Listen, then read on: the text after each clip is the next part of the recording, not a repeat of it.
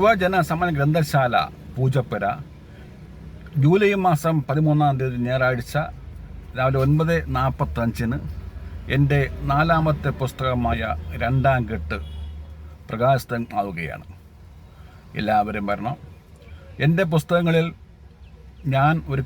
ഞാൻ അറിഞ്ഞതോ ഞാൻ അനുഭവിച്ചതോ കണ്ടതോ കേട്ടതോ ആയ കഥകൾ മാത്രമാണ് ഞാൻ പുസ്തകമാക്കുന്നത്.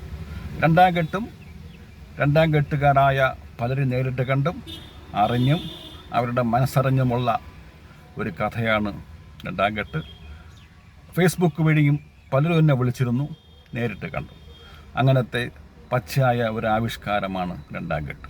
ഇത് രണ്ടാം കെട്ടുകാർ ക്രൂരമായ അടികളോ ബഹളങ്ങളോ ഒന്നുമുള്ള കഥയല്ല. അവരുടെ മാനസികമായ ലൈംഗികമായ വിഷമങ്ങളുള്ള കഥ. പിന്നെ ഇതിൽ രണ്ടുപേരും രണ്ടാം കെട്ടുകാരാണ്. ഭാര്യയും ഭർത്താവും രണ്ടാം കെട്ടുകാരൻ മാത്രം, ഒരാൾ പോലും ഒന്നാം കെട്ടല്ല. അവരെ കണ്ടെത്തി അറിഞ്ഞ കഥയാണ്. എല്ലാവരും ഈ പുസ്തകം വാങ്ങണം.